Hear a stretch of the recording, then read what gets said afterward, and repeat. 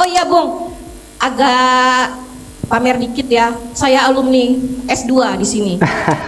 Ya, jangan sebut pelayan dong, ke saya S2.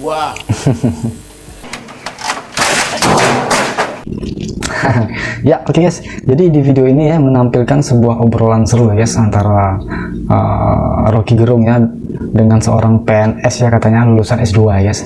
Jadi awalnya ibu ini curhat ya kalau pemerintah itu sering disalahkan oleh Rocky Gerung guys. Padahal mereka udah berusaha ya. Dia mengatakan kalau netizen itu suka langsung menyalahkan pemerintah ya. Kalau nggak sesuai dengan maunya mereka ya mereka selalu menyalahkan pemerintah. Terus ibu ini juga minta solusi ke Rocky Gerung ya guys.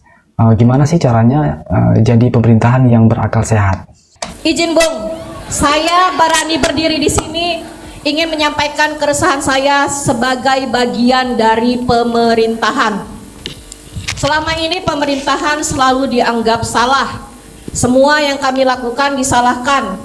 Maaf izin kalau saya menyatakan secara keseluruhan netizen. Selama ini ketika pemerintahan itu melakukan kebijakan, maka dengan sontak apabila netizen beranggapan kebijakan itu tidak berpihak kepada mereka, bahwa pemerintah dianggap arogan. Saya selalu sampaikan kepada teman-teman mahasiswa, oh iya Bung, agak pamer dikit ya, saya alumni S2 di sini. Pamer dikit, aku kasih tahu ya, S2 engkau tuh tidak akan berpengaruh di mata Rocky Gerung yes. Terima kasih. Kepada teman-teman mahasiswa, saya sedikit bergaul dengan teman-teman mahasiswa. Ketika mereka demo, saya sampaikan, ketika demo tolong mainkan data. Jangan hanya sekedar berani demo, jangan sekedar berani orasi, jangan sekedar berani anarkis. Ketika kita main data, maka demo itu insya Allah akan bermakna. Ketika kita hanya main berani, nggak perlu jadi mahasiswa, preman pun bisa demo. Bedanya preman yang dengan mahasiswa adalah ketika mereka demo, dia menyampaikan data. Ketika tidak ada kesesuaian antara kebijakan yang diambil pemerintah dengan kenyataan yang ada di lapangan, tunjukkan seperti apa kami ini dari pemerintahan yang harus kami lakukan. Jangan hanya sekedar disalahkan, jangan sekedar hanya dicari kesalahannya tanpa dikasihkan solusi. Ini ibu ini benar-benar curhat ya yes. Dia bagian dari pemerintah ya. Silahkan kami dikritik, kasih kami solusi. Ketika kami menyatakan, aduh dek masih kecil tahu apa, kamu makan aja masih dikasih pak bapak, salah kami ngomong kayak gitu.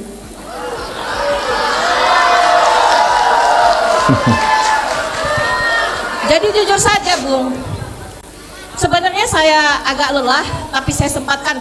Bagaimana caranya? Sebenarnya saya tidak suka merebut mic kayak gini. Secara etika seharusnya saya mematuhi moderator.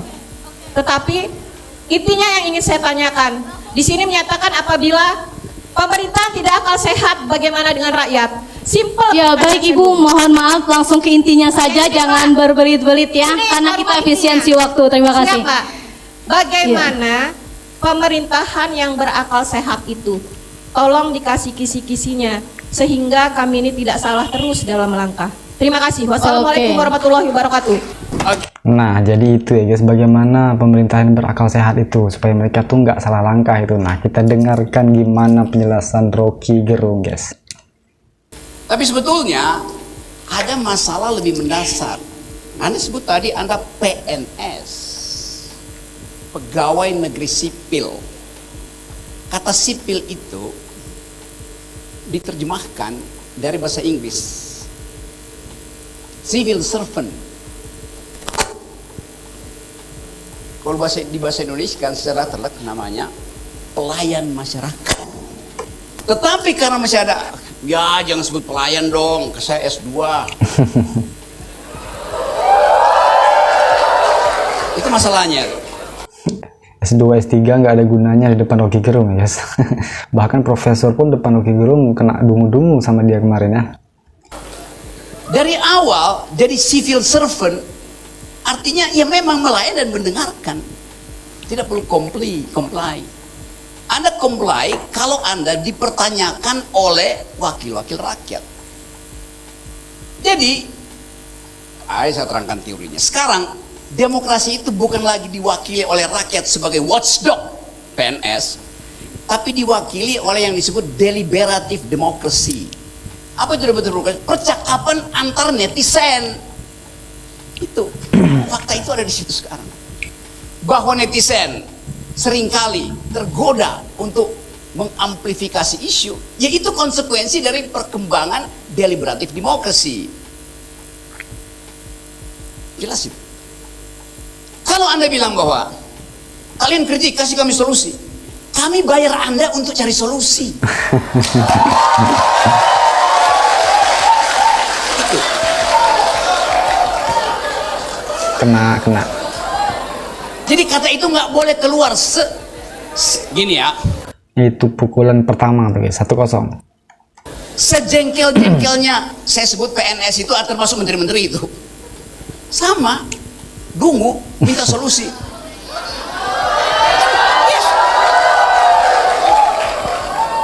Jadi kita mesti tahan bahwa kami memang itu pakai istilah Inggrisnya we are civil servant, pelayan nggak boleh komplain.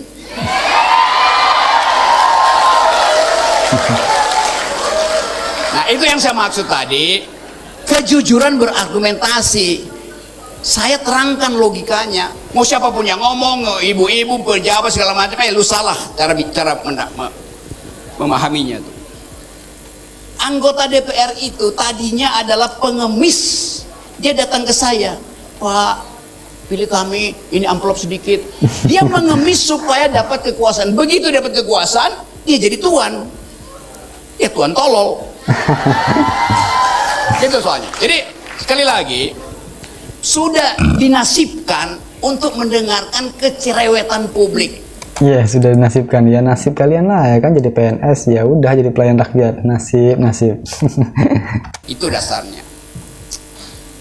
Ya sekali lagi, tidak ada perbedaan di dalam warga negara, perbedaan yang didasarkan pada status lain selain citizen.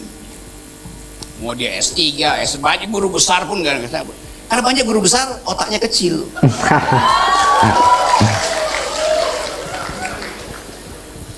Itu yang saya sering terangkan bahwa ijazah itu tanda Anda pernah bersekolah, bukan tanda Anda pernah berpikir.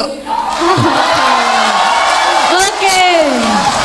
Selesai ya guys, S2 dibabat habis sama Rocky Gerung guys. Rocky Gerung kalau sudah menjelaskan ya nggak peduli dia mau S1, S2, profesor sekalipun. Karena apa? Karena dia mengajar dari S1, S2, S3 sampai profesor, sampai bintang-bintang 2 itu, bintang-bintang 1, bintang 2 itu ya harus mengikuti kuliah dia dulu gitu. Mungkin